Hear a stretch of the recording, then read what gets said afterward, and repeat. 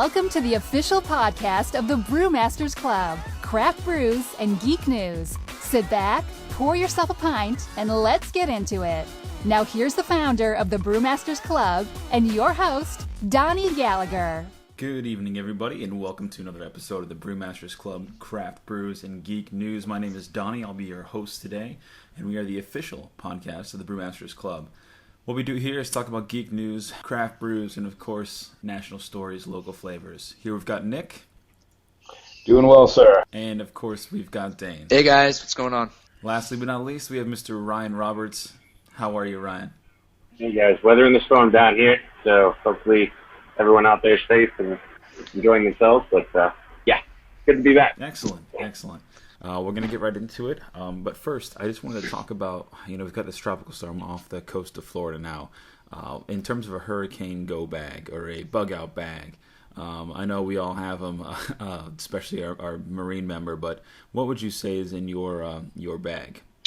M14.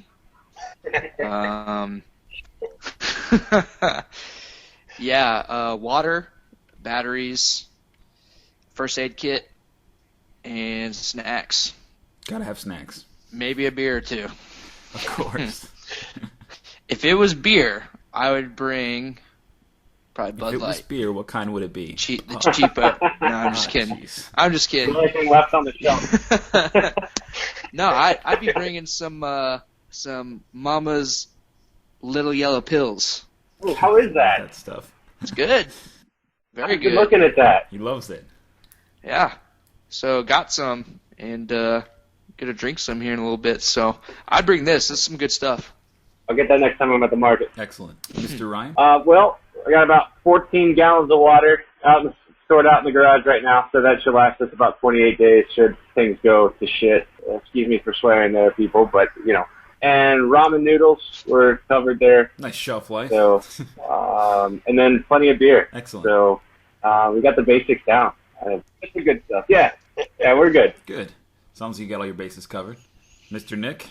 Ooh, boy. So in terms of what I have in the old emergency preparedness kit, let's see. So I actually have that in the same room. It's got a case of water, because it's just me and the missus here. And then it's got, it had about 12 cans of Spam, but due to recent economic hard times, it's now got about 4 cans of Spam. And let's see. In terms of beer, what I would bring to an emergency preparedness kit, I'd have to bring actually Hurricane, the high gravity beer that is. No. You don't bring it. Just the worst. Well, I'm just saying, I bring a hurricane to a hurricane fight. So, well. Of course you do. I've also got a few tricks up my sleeve for this evening, but I mean, that's what I would bring, because lack of refrigeration sounds like a good time. Ugh, sounds like an awful time with warm, terrible beer. But that's just me. So, moving on to what I would bring, of course, we've got a gallon and a half of dog food, water, and canned food, canned potatoes. But everybody out there, just water up, get your supplies, hunker down, because, tropical storm may not seem like much, but it might do some damage here in the state. But it's good to talk to you guys about it. Glad you are all prepared, and even though you're not here in Florida, Dan, I'm glad you're prepared too. I just want to know if Hurricane Hermine thinks like Gaston. That's it. Nobody? Did you say Hermione? Yeah. That's what I thought I heard. Hermione. No, it's like Hermione. Harry Potter jokes? Well, Hermione would have been better. There we go. So moving on, the next story that I had here just to talk about was from the Wall Street Journal. They released some data about the craft beer industry in the nation, so the U.S. at least. People have talked about a bubble, about craft beer kind of reaching this point where we can't really, there's no more room for breweries, there's no more room for beers, distribution, shelf space, things like that. Well, I was delighted to see that there's an 8% increase in beer production from January through June of this year. That means 917 new craft breweries were founded, and 2,200 craft breweries are in the planning stages. So still a lot of room, a lot of growth, a lot of stuff happening in the industry. All of those breweries combined, with what we do, we're always talking about growth in the state of Florida, economic growth nationwide. 121,843 people are employed full-time or part-time by this industry. So it's a big deal. It's a huge deal, and it's a huge deal to a lot of people. So again, what we do at the Brewmasters Club is always just stress that craft beer is more than just a bunch of dudes sitting around getting drunk, smashing beers. It's a lot more. And the jobs show it, the economic growth shows it, and the no stop of, or the no slow down of production shows it. So it's impactful stuff. But I just want to share that with you guys as we typically do, with a little bit of knowledge, and then we kind of have some discussion. So the next story that we have is about co-op breweries, and I thought you'd like this, Ryan. Oh, that's a great idea. What it is instead of crowdsourcing a brewery, you can co-op it. So each member of the group or the co-op would pay $200 for a lifetime membership, and then you get several of those members, and you actually can afford to build the brewery. It's an interesting method. We were crowdfunded, the Brewmasters Club was, so I always like to hear these stories and find out how other people are accomplishing their dreams and making things happen. But this co-op program is kind of interesting. One example is Black Star Pub and Brewery Co-op. 1,600 beer lovers launched this brewery / pub. But there's 1,600 members. Their first meeting was in a freaking field. They just went out to a field and talked about this brewery. This was in 2010 in Austin, Texas. I think that's actually a really neat idea, because you're part of a community of people that all believe in that particular craft beer or craft beer setting. And, what better way to be vested in that? When we go to a brewery or to a pub or whatever, we're usually a fan of that place. We frequent that place, but the only thing we get out of it besides a good time is beer and friends and things like that. But this kind of is more of a communal scene, and it not only helps you feel more connected to the brewery, but that brewery is almost going to be there for you. It's like it's got your back. I really like that idea, actually. I hope it spreads. Definitely. Well, you mentioned that you enjoy it, that you think it's a neat idea. The funny thing is that they've been doing this in Europe for 10, 20 years. It's been a long time there. It's just now kind of catching fire here in the United States. And per this article from Forbes, I just thought it was a very interesting way to start a brewery or a project. What did you think about it, Dan? Yeah, I think with that model, it seems to me that cooperative brewery is probably the next step in returning our nation, America, into a community-based beer production. Not just breweries, not just beer lovers are benefiting from this. I think it plays an extreme important role in our economy. With that being said, I think we can become more resilient with all these crazy things going on with global economy. So the cooperative model is an awesome thing, and when it builds up, I think local economies are going to blossom from it. So I totally agree, and Ryan kind of touched on it. It's basically what it does is it provides that sense of community and that pride that back in the day Americans had for their work. So these are now guys that are taking pride in something that they didn't even build. They're just a part of because they had the disposable cash. So I totally agree. I think it's a very interesting model. I think it's something that would kind of restore a lot of that pride, a lot of that Americana, if you will. But it's just a great program. It's a great thing. I'm glad to see it's taken off, and I would love to see more and more breweries like this. I want to be involved in one. Hey, real quick, I was actually talked about this today, and going along with the co-op for beer, in a way, this model is actually kind of catching ground in other areas as well. I don't know if you heard about this little nugget of news, but T-Mobile is actually giving people shares of their company as they sign up and subscribe to their service. So not to promote T-Mobile in like the best carrier kind of way, but it's definitely an idea that's catching fire. And as Dane said, for the economy as a nation, I mean, it could be a really good thing if we were more vested into different areas. That's really a thing that's catching fire. So I don't know, just felt like sharing that there. I don't know if anybody else knew about that. I was not aware of T-Mobile, no, but that's interesting. Nick, do you have any thoughts? Oh yeah, no. So it sounds good.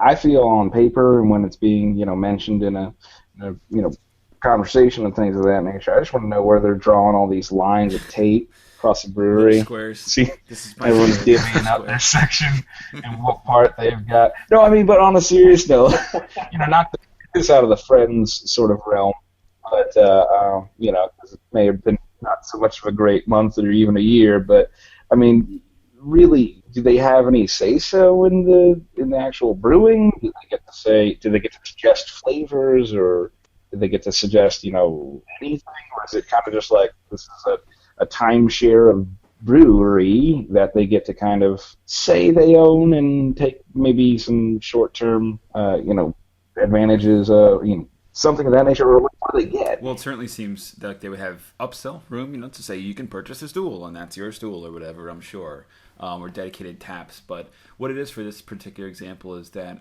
they get one-to-one voting for directors, the ability to help set long-term policy, member owners get perks like weekly discounts, invitations to private events, free beer on their annual co-op date, volunteer opportunities, and so on. So the structure goes from a democratic management position. So it's very cool. It's a lot of red tape. It's a lot to keep up, which is why, every Tom, Dick, and Harry isn't just sitting out there saying, I'm going to start a co-op. It's neat, though. It takes a lot of high-level thinking, but I think it's something that's very cool. It's a great idea. Everybody loves a home.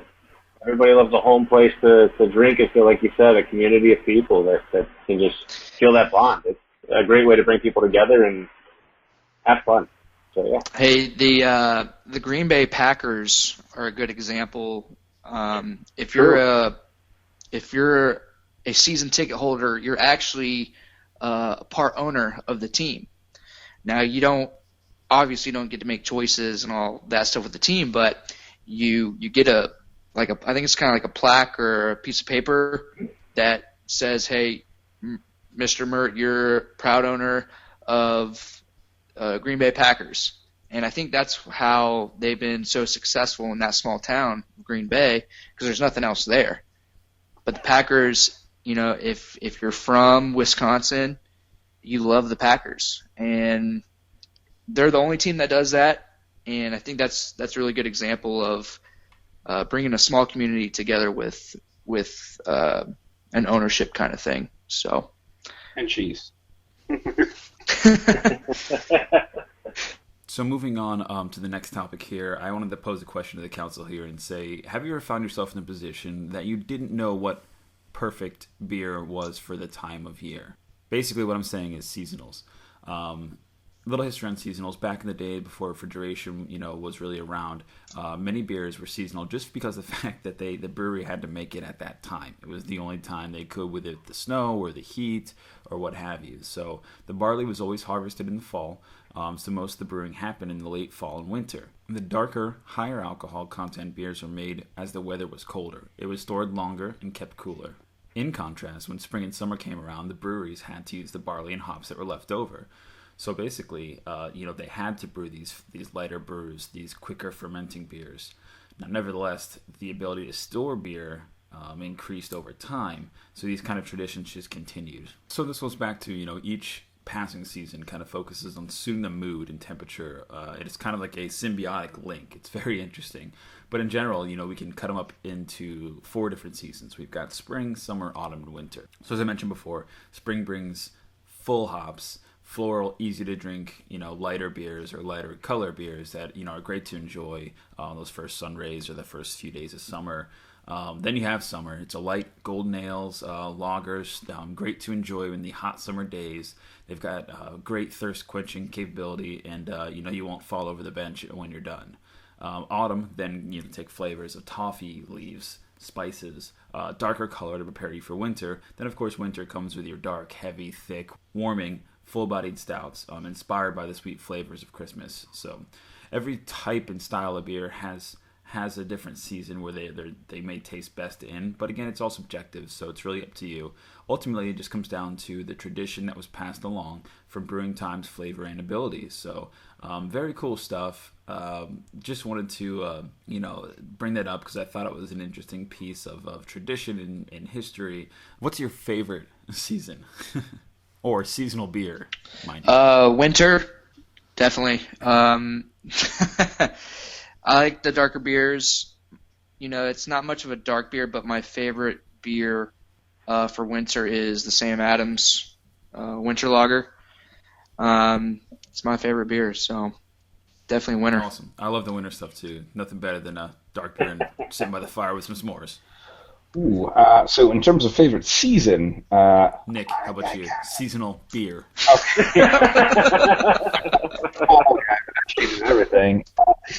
You know, it's actually kind of it's going to show exactly where I come from, but I was in a very old school mindset where I went from Bud Light in the summer, and then when it got cold, I switched to Budweiser, and that was kind of my position for a long time. However, as of recent, I've started to switch to darker beers. So, I mean, yeah. Excellent. In terms of my favorite, I don't really have a favorite yet. I'm kind of still searching. I don't not quite into the stouts, so when it comes to wintertime, I don't really have anything to fall back to. I just kind of switch to slightly darker beers, but doesn't really haven't really landed on one yet. It's okay, no problem. You're still trying, right? So my personal faves, again, like I said, it's the dark beer by the fire, warming, coats on, gloves on, winter hats. It's just fun. It's what I like to do, and when I think of fire, it's what I think of, synonymous with drinking a nice porter or a stout or something out there and just really enjoying yourself. Now, conversely, I also love the summertime because you get those great IPAs. I get this one summer beer, the summer ale from Flying Dog, and it's got Old Bay in it, the crab seasoning. Fantastic beer. It just tastes, it's got all the right flavors. It's got all the right spices. It's just a fantastic beer. So summertime, wintertime, yes, I love them both. I really, really just can't say enough about either of those selections that you get depending on, which season you're in. Mr. Ryan, what do you think? I'm sitting here thinking about it, and our main stake here is the Brewmasters Club having a beer pairing app, and pairing beers with different foods. But it's so awesome that we can actually talk about pairing beer with seasons. In a long sense, it's really awesome. And the only thing that ever comes to mind for the best time of year, which is summer, and Samuel Adams wins, it's the summer ale for me. We've had a lot of good summers where that's the go-to beer, and it's just such a refreshing taste and flavor of the hot summer's day. That's what I'm going to go to. I'm going to pull that off the shelf before I pull anything else if I'm outside on the beach or grilling out or something like that. So for me, it's definitely the summer ale from Samuel Adams. So I think Dane and I got summer and winter covered there. And, we'll just have to fill in the gaps. That summer beer is amazing. That one. I have garbage covered. That's crazy. Oh!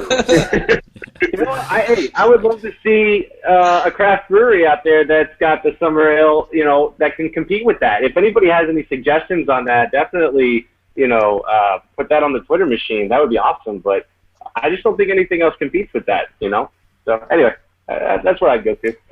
That Flying Dog Summer Ale that I was talking about, it does compete with that Sam Adams, and it's just a fantastic beer. I highly suggest you try it, unless there's anything, you don't like the crab seasoning, but it doesn't even taste like that. It just has a nice little mix of spices in there for you, so it's very good stuff. But yeah, there's definitely better summer beer out there, but if you like that Sammy, man, then keep drinking it. It's good. Whatever you like, that's the key here. That you're allowed to just pick up whatever you want and enjoy it any season. Yeah, we'll find a way to drink. So, moving on to our next segment here, we usually talk about our app and local news. We've kind of peppered in our app a couple times here, but basically what we are is the Brewmasters Club is a crowd-funded app, community-driven, of course. Basically, your insight shapes our app. We're not intended to replace your favorite social media network or be a burden on you, but we are a tool. The app, basically, you can pull it out, select what you're going to eat, and we'll suggest a couple different brews to try. Why? We as you've heard, in our last 4 episodes here, we just love getting people to try new things and discover local craft brews. So tweet at us, write to us if you want your suggestion on the app or you want to be included in the conversation. Please let us know at Brewmasters Club on Twitter and Facebook and Instagram, and then hashtag Brewmasters Club Cast if you want to be included here. So the next segment here is going to be our what are you going to drink, what do you want to drink segment. Basically, we talk about any kind of beer that you want to drink or you're currently drinking. I am drinking the Old Elephant Foot from Tampa Bay Brewing Company. Fantastic beer. Our good buddy Christian Roberts that was on the show last time actually worked here for a long, long time. It's his alma mater, and this is Tampa Bay Brewing Company. It's just fantastic. Not only do they make great beer, but they have just done so many great things for the community of Tampa Bay. They're just all around good people. The product they make is amazing. They've got a couple great locations. They continue to grow and do well. I just can't say enough about them, but just about everything that comes out of their brewery is fantastic. My personal favorite is this Elephant Foot IPA, but they've got a gourd out of your gourd, or it's just incredible beer. Ryan, what do you got? Yeah, absolutely. This is a beer that I've seen for a couple weeks now, and I finally decided to pick it up. It's from High Heel Brewing out in, let me see if I can get the bottle up there, out in Lakeland. All right. Lakeland, huh? I don't know if Laos has actually tried this out yet. But I think it's Brew Hub, if I'm not mistaken. They kind of brew out of that. I'm trying to connect the dots here a little bit. But it's called Too Hot to Handle. It's an IPA.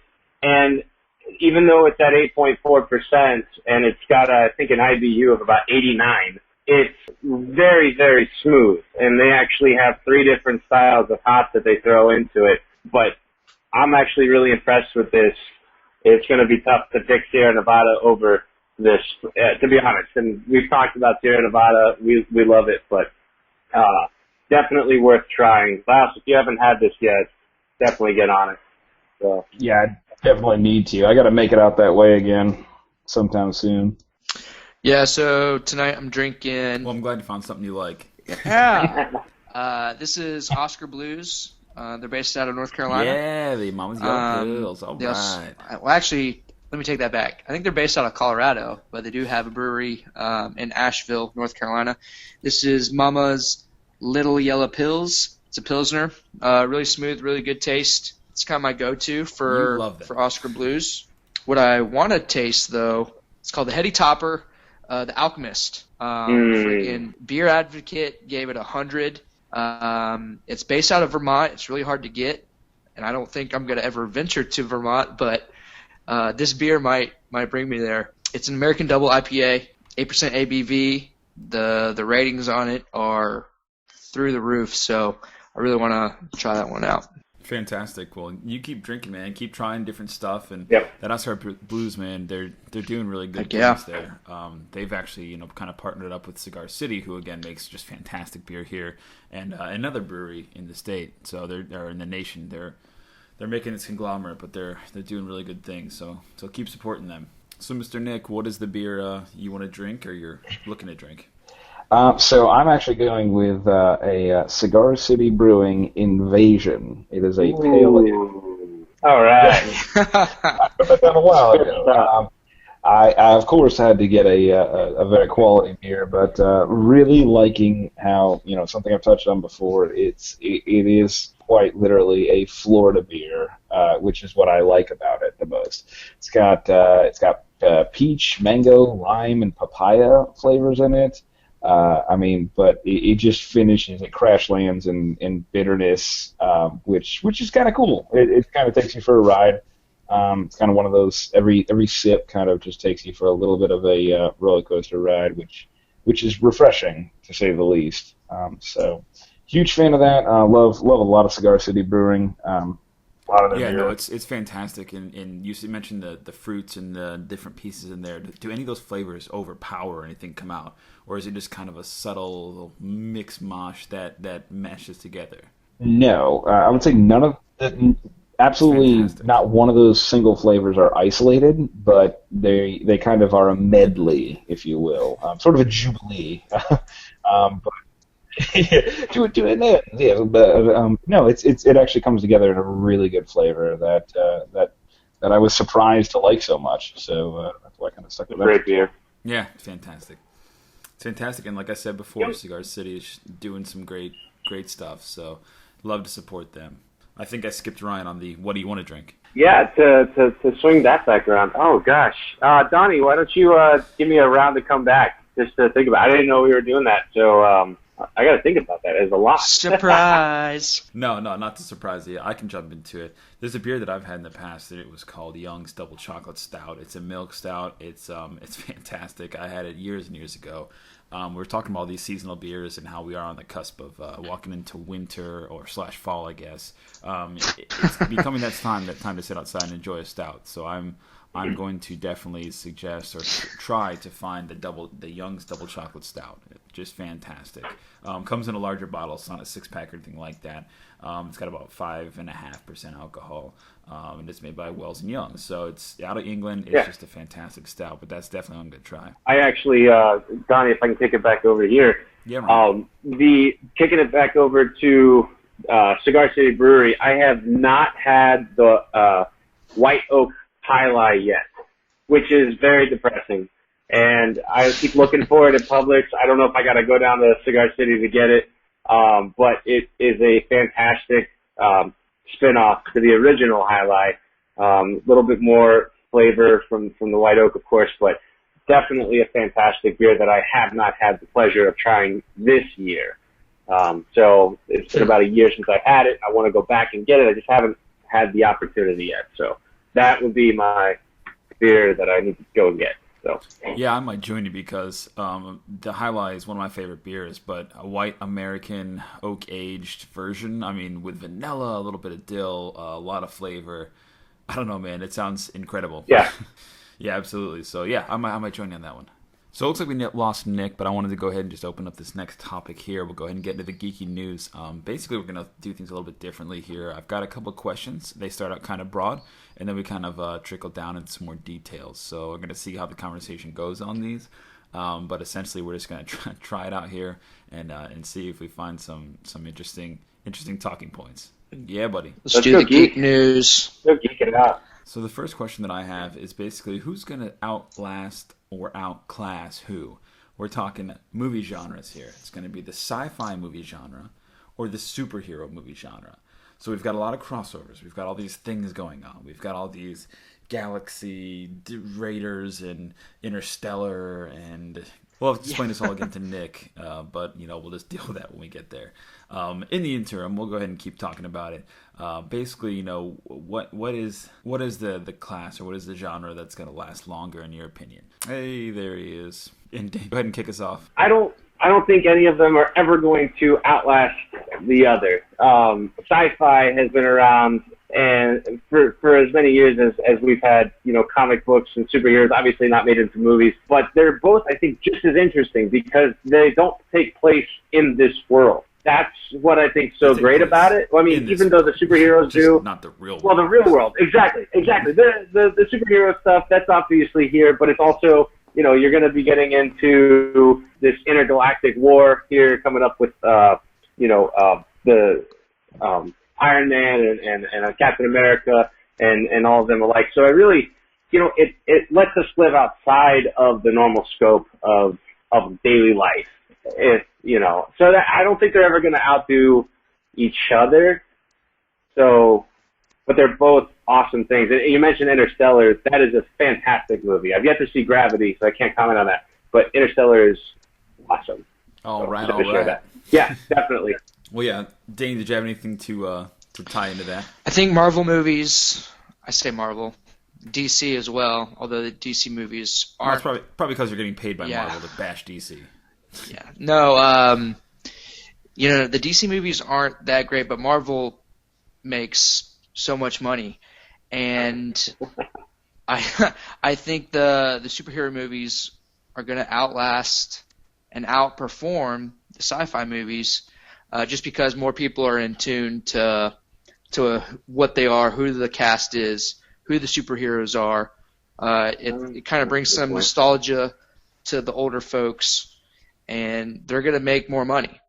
Now, sci-fi is going to be broader, obviously. You got, Harry Potter, Interstellar, Lord of the Rings is considered sci-fi, all that crazy stuff. So with all of that, there's going to be more sci-fi movies, less superhero movies, but the superhero movies are going to make more money, and they're going to outperform them. So it's always going to be that way. I don't see it ever changing.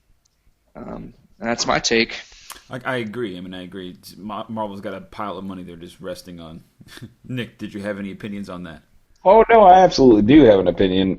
So similarly to what Dane had mentioned, yeah, I mean there are going to be more sci-fi movies, and the whole the reason I think those are going to take off and do a little bit better is because the people who enjoy the comic books, the things of that nature, the DC, the Marvel, just like Stan Lee, they're not getting any younger, so they're going to be dropping off. I don't feel that there's that much.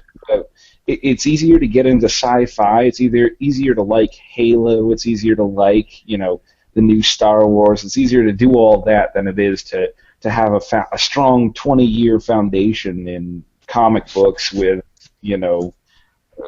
all the comic book characters and things of that nature. It's easier to like the special effects in the new Star Trek than it is to actually read all of the other ones. Yeah, well, 20 years shit, man. So, they've been Superman comics since the 20s. So I mean, you're talking like they're damn near 100 years of Superman. But you're right. You've got a very valid point. You've got a fan base. You got people that understand the story, the lore. They've been reading it when they were kids. They read it to their kids, and now their kids are reading it. So you've got comic books that are gonna be sticking around. I think the hard part is that it's hard to just drop a new franchise like Star Wars. They started in the 70s as well. It's like you can't just get people immediately hooked in to a new sci-fi series. It's just not that simple. We've seen that with some of these movies that have came and gone. So it's interesting. It's an interesting genre discussion. But at the end of the day, you really can't mess with Marvel's pile of money. I mean, they're kicking ass right now and just taking names. So will DC catch up? It'd be interesting to see. But we just can't tell at this point. Yeah. Go ahead, Ryan. Well, I think those are good points too, Donnie.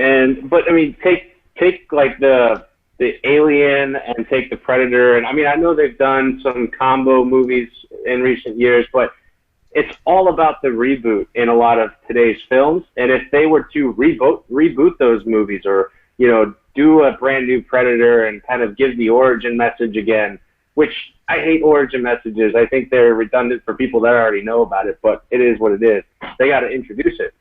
So if they were able to, sort of do those again. I mean, if they made another Alien movie with Sigourney Weaver, like everybody would rush to the movies to see it. But those are more iconic, creatures and things of that nature. But what was that, Nick? We lost them again. I think he's frozen with his head. No, we lost him with again. his hand just like. Can we screenshot this? It's funny that you mentioned Aliens, because there is a new... He's just smiling at us. There's a new Aliens coming out. Prometheus, the prequel, sequel, whatever it may be. They're rebooting that. I thought People that was hated great. that. Well, let them hate it. Right, so they're sequeling it again. So Prometheus was the prequel to the first Alien. So I guess I got your decision on this question. I'm done with sci-fi. Damn it. I don't want another reboot. Like, I really don't. And why is Nick... Yeah, because let me tell you this. I said I don't want to... Reboots are terrible. Don't do the reboots, but just don't do the origin story. Just, you can reboot it, I guess, but just don't do the origin. I don't know. Okay, you just... Good to know. I'm glad you know how passionate you are about your origin. I'm done. Reboots. Yeah. Honestly, though, nobody needs another Spider-Man. And you talk about, the other superheroes. How many more times are we going to tell their story? Yeah. Right. God damn it. Dane, so what are your thoughts on this one? What do we really want to know? You talk about how DC has all these, photo leaks and Hulk gloves on Mark Ruffalo taking pictures behind the scenes. Then you have the Star Wars side where they keep us in the dark for a year. How much do we really want to know as fans? Dane, go ahead and kick us off. Okay. So, as far as superheroes go, I don't own comics, but I do read them online. And I pretty much know everything about the comic before a movie comes out about it. Harry Potter, obviously I read those books. I knew what was going to happen. The thing with Star Wars is I don't know it, and I don't read the Star Wars books. And I know not a lot of what's in the books is going to be in the movie, but I like not knowing about Star Wars. It's a weird thing. Now with superhero movies, I already know what's going to happen. I mean, the freaking new Captain America, the brand new one, the new comic, Captain America, Steve Rogers, spoiler alert, is part of Hydra. Jeez. He's been part of Hydra this whole time. Spoiler alert, not really, because they tell you in the freaking, if you type in the new Captain America, oh, he's part of Hydra. So yeah, 20 years from now, they can make a freaking Steve Rogers Captain America movie where he's Hydra. Comics are always going to be there. They can create the story however they want. They can go any direction they want. And if you're a fan of them, you're going to read the comics. You're going to know what's going to happen. If you're a friend, if you're a fan of a certain book series, you're going to know what's like. For perfect example, The Hunger Games. When I was maybe like a freshman in college, I read The Hunger Games, and I looked at my stepbrother Brandon and I said, "This would be a perfect movie trilogy." And guess what? The year after that, they came out with them. You called it. So there's certain book series. Yeah. Yeah. I should have freaking signed up on successful. that. With book series that are that catch fire, no pun intended. I see what you did there. With book series that catch fire like that, you kind of know that they're going to be turned into a movie. So you're going to know the story. Same thing with comics. But with Star Wars, it's a different story with me, being a huge fan of it. And I just like being in the dark on it. So Good. Well, that's a good opinion. I feel exactly the same way. You know, I don't like to. I like the year. The year makes it a big, long wait. So that 1 year of release now in 2017 is now 2 years long. So I think it's fun. I like to trickle it in, unless you walk into a bathroom and someone ruins it for you. I think I mentioned it on one of the other episodes when we talked about movie previews and things of that nature. It doesn't matter what it is. I really don't want to know what's going to happen, because at that point I'm going to ask myself, why do I need to see the movie? Or, you know, if it's a book, which, you know, a lot of books get made into movies, and then people are disappointed because they didn't touch on, you know, certain pages of the book, or, you know, whatever. I mean, everybody gripes about books that get turned into movies because they missed out something, or whatever. So if I'm going to see a movie, or if I'm going to watch a show, like, I really don't want to know what is going to happen. I just want to be in the dark and, you know, kind of take that approach. Even if somebody else tells me, oh, this movie was terrible, well, I didn't see it. So don't tell me what you thought was wrong with it. Let me see it for myself, and then we can talk about what was wrong with it, and then we can talk about what was good with it. So, and then to kind of go back on, you know, some of the other things we were talking about, when it comes to the story or the origin that kind of repeats itself and has a common theme, I think that there's only two superheroes that we really care about the backstory, because it explains their essence. And maybe you have a different superhero out there that you could explain something better. But you're saying Batman and Superman because we handled theirs so well. No, not really. Where I'm going, Superman and Batman, because that's the common theme. Any movie, any show, it will always rehash their origins, or will always go back into their past life, especially Batman. I mean, how many times can we see Bruce Wayne falling in a cave with bats falling? So at least once more. At least. So I think for those two iconic characters, yes, we know that's going to be part of the storyline. We know that's going to be part of the movie or show and or comic. Something's going to be flashed back with them. But for the rest, I don't know. Just leave it alone, I guess, and don't tell me what happens in the movie. So, good insight. Yeah, I totally agree. I'm sick of the origin stories. We know what happens. We don't need to see them anymore. No. The fight scenes were very good. Yeah. But the rest, that's not the real Batman. That's not. Well, no, it's not the true Batman. Who doesn't like Batfleck? You know. Actually, a part of me likes that he's like blasting people with guns and shooting from you know, the being hip. a badass. Quick draw McGraw. He just shoots you in the face, punches you in the face, shoots you He in the face. He don't care. No, he doesn't care. Yeah. The story I want to see is old Logan Wolverine. Yeah. Until that comes out. It's coming. All right, we Okay. can throw in I'm all Wolverine in. on the origin story too. We'll go there. Sick of seeing him. That's fine. You got 200 years of history. Yeah, so that's a great question. I mean, in my personal opinion, you could pretty much ruin an entire movie in front of my face. And if it's Star Wars, I'll still watch it just to see random TIE fighters be like, blah, blah, blah, blah, blah, and just gone. I mean, because that's what I want to see. I want to see the weird parts of it. That's, in my opinion, that's why Star Wars is so popular. It just because because of what it doesn't tell you is what you want to see. And so like that, I mean, yeah, people are going to ruin some things, and sometimes you're not going to see things coming. And I just feel like I want to see the little parts that don't make up the main story, and that's why I'm into all of that. I mean, that's why I want to see it. Unless somebody walks in the bathroom and ruins it for Cool. you. Again, we can touch on this story. Just keep that moving. 3-foot-tall monsters. I will Spartan kick a child in the face. Just that child, though.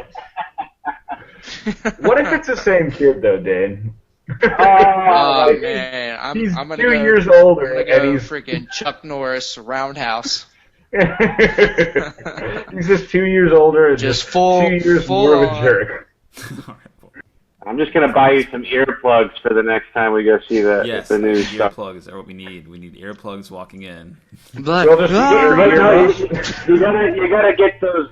I don't know. I forget what his name is. The guy with the big ears. What's his name? Will Smith. Star Mickey Wars? Donald Dumbo. Trump. Throw some Disney in there. Hey, Disney owns them now, so why not? Okay. All right. So moving on into the next topic here, Ryan Roberts, this is for you. Yeah, of course. Because of your striking likeness to Leonardo DiCaprio. At the end of Inception, is Cobb awake? Boo, I don't know. Okay. I think that he is. I don't know. And the reason I say that, and I don't really ever want to know the answer. It's just going to be one of those things that I think never should be answered, like anything else that should never be answered.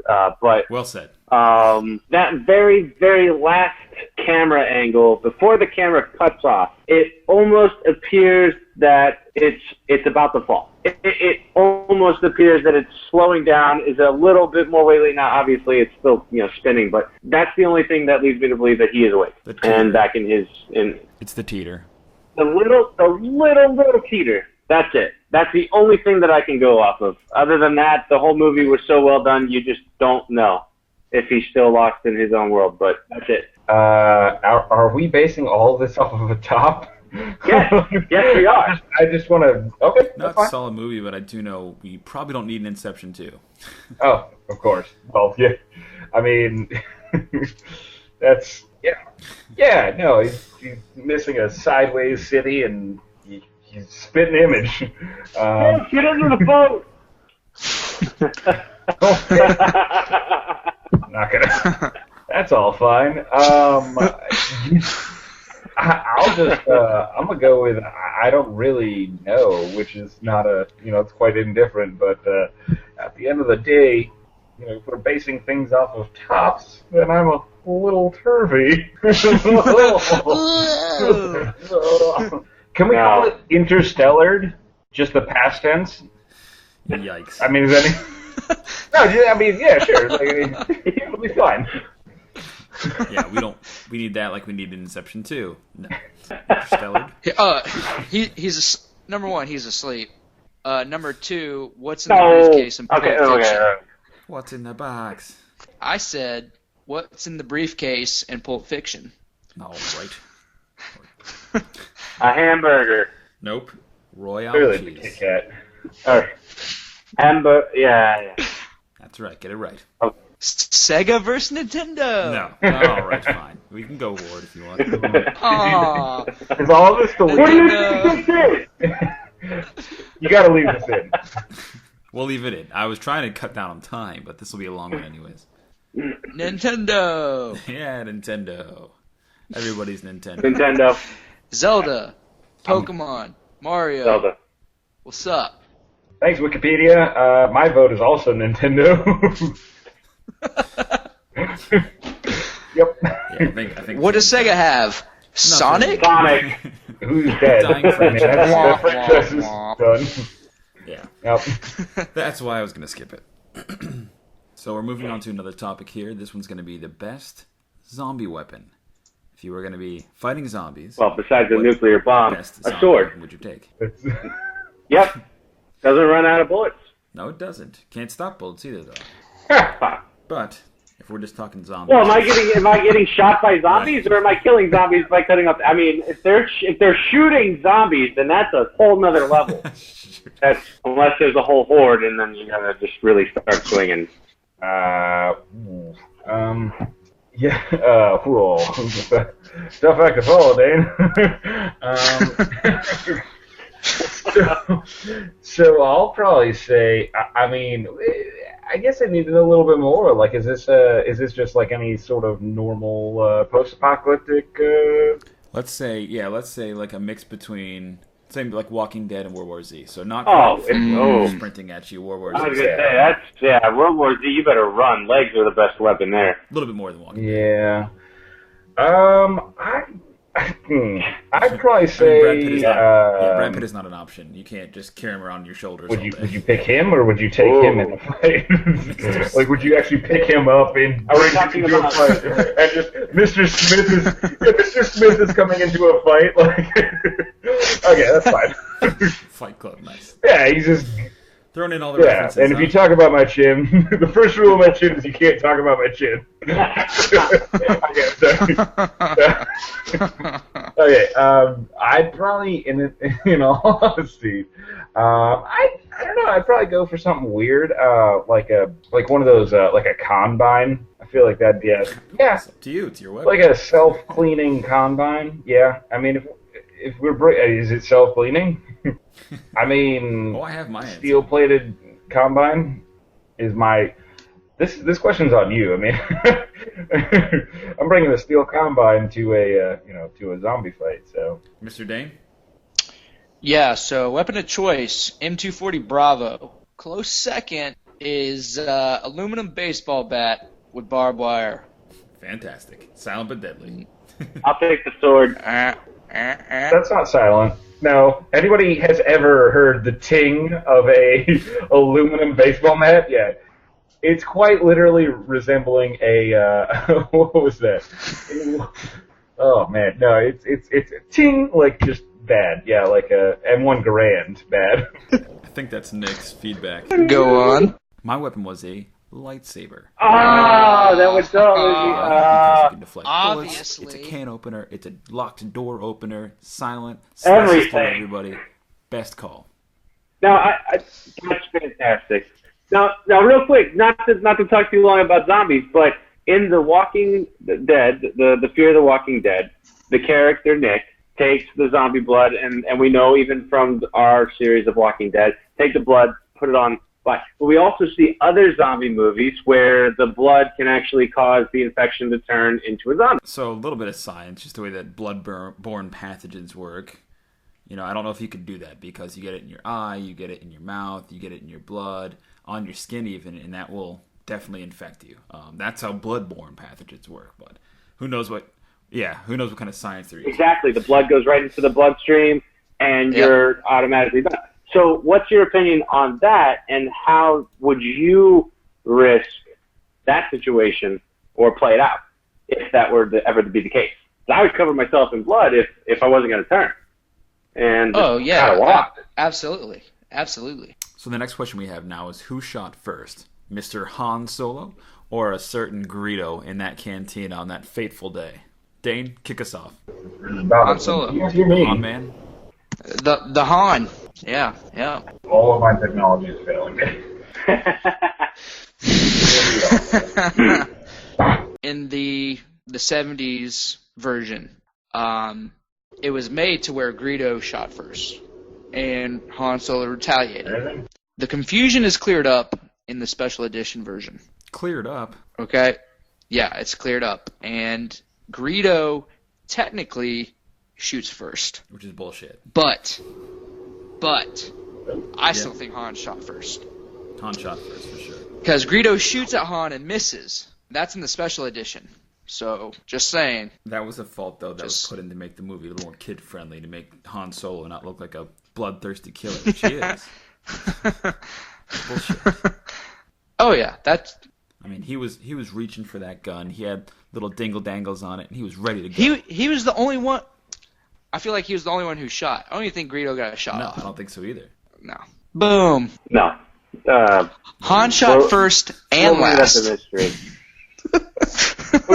who lived on? That's what I want to know. That certainly wasn't Greedo. That's the answer. There you Greedo go. obviously went, done. That's how you know who shot first. Doot, doot, doot. He shot him with a laser in the chest and I like the portrayal there, Dane. Meanwhile... meanwhile in Lakeland.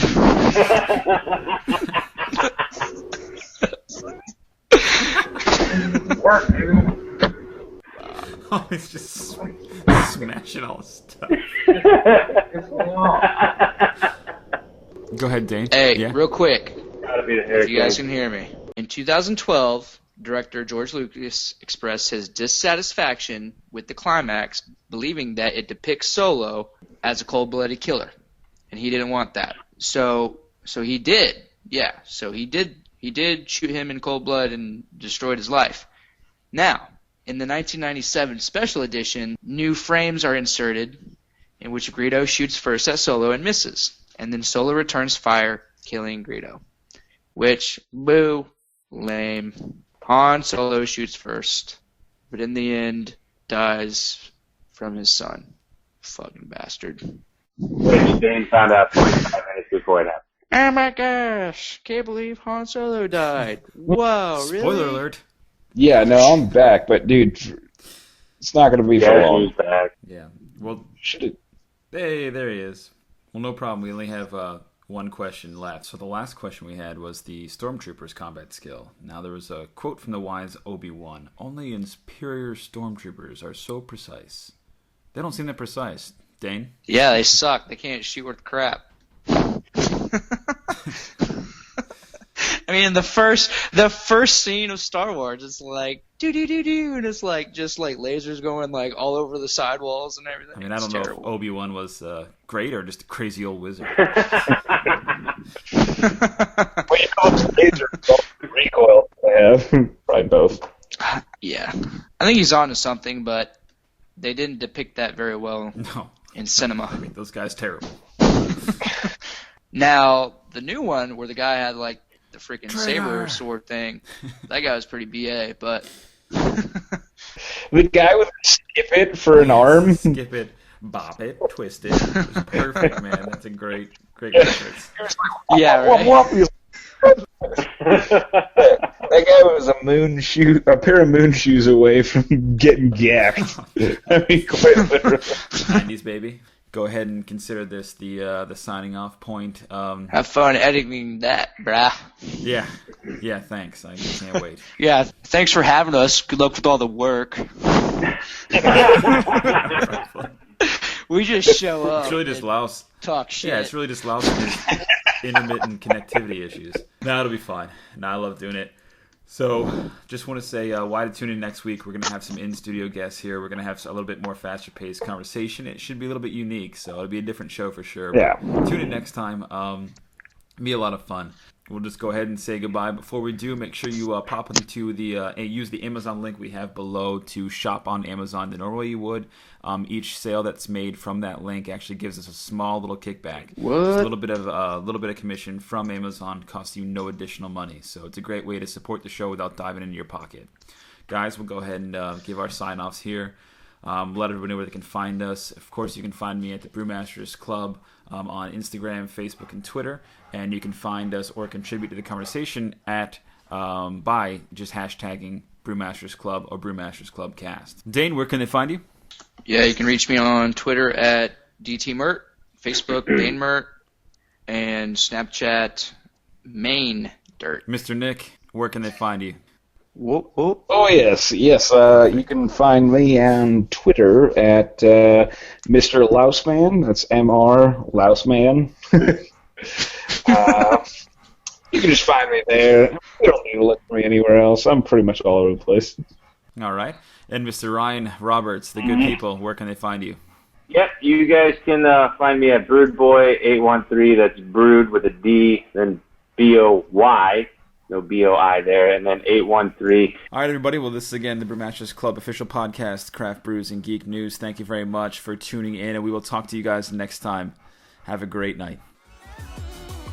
You've been listening to the official podcast of the Brewmasters Club, Craft Brews and Geek News. Grab a beer with the guys and be sure to subscribe to catch additional content. Add this podcast to your favorite RSS feed or iTunes. Chat with the guys on Twitter at Brewmasters Club and Facebook and online at www.brewmasters.club. Cheers!